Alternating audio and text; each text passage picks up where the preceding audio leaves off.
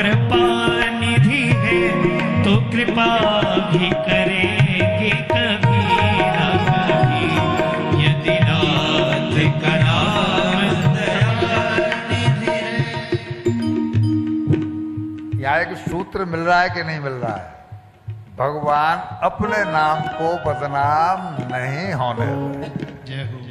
अभी हम आपको सुदामा जी की कथा सुनाएंगे, उसमें भी भगवान ने यही कहा है कि मेरा नाम करुणाकार है, करुणानिधि है।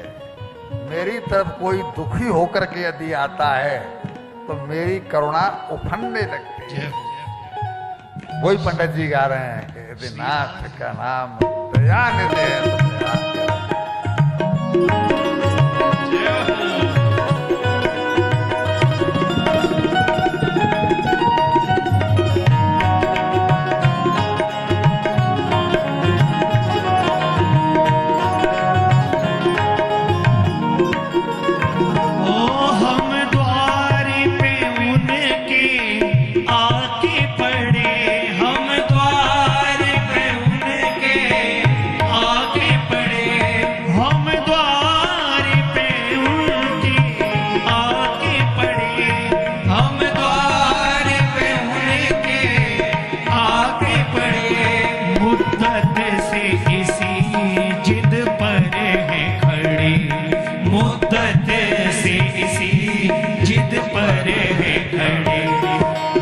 सिंधु तरे जो बड़ी सी बड़ी। भव सिंधु तरे जो बड़े से बड़े तो ये बिंदु तरेंगे कभी ना कभी। तो ये बिंदु तरेंगे कभी ना कभी। यदि नाथ का नाम दया निधि है तो दया भी करेंगे कभी ना कभी। यदि नाथ का नाम दया निधि है।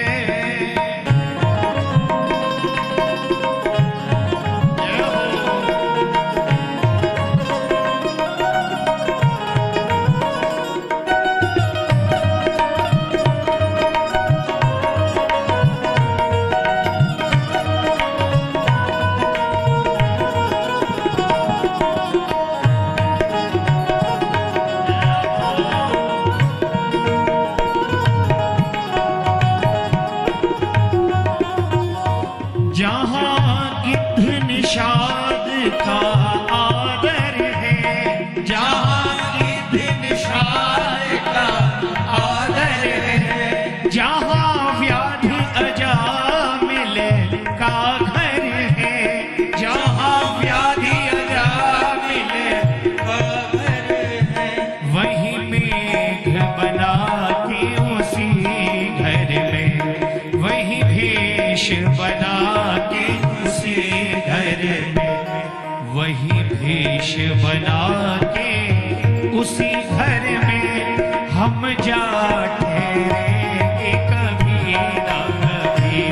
वही भेष बना के उसी घर में हम जा ठहरेंगे कभी ना कभी। यदि नाथ का नाम दया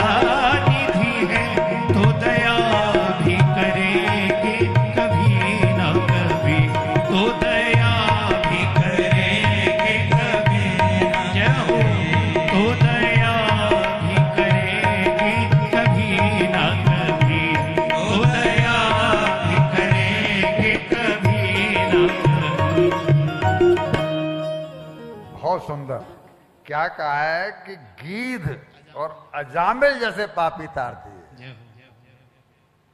क्या हम उतने बड़े पापी हैं? जाने में कभी कभी और अनजाने में तो अक्सर हमसे पाप तो बन जाते हैं, पर उतने बड़े पापी तो नहीं है जितना बड़ा पापी गिद्ध होता है और जितना बड़ा पापी अजामिल का आपको प्रसंग सुनाया था। जब उनके ऊपर उन्होंने दया करने से नहीं चूके, उनके ऊपर भी कृपा दृष्टि डाल दी, तो फिर भाई हमारे ऊपर क्यों नहीं करेंगे। लेकिन हम उनके सम्मुख हों तो सही, कभी उनके शरण में, उनके मंदिर में, उनकी कथा में, उनके सत्संग में जाएं तो सही। वो कृपा तो फिर हो ही जाएगी। अब जो लोग यहाँ कथा में नहीं आ रहे हैं, वो प्रसाद उनको मिलता है क्या? क्या आप प्रसाद देने के लिए उनके घरों में जा रहे हैं, उनकी दुकानों पर जा रहे हैं? दुकान तो बगल वाला भी बैठा है दुकान पर, वो कभी कथा में तो नहीं आता, तो प्रसाद कहां से मिलेगा? सीधा सीधा अर्थ है, वो तभी संभव। और जब इतनी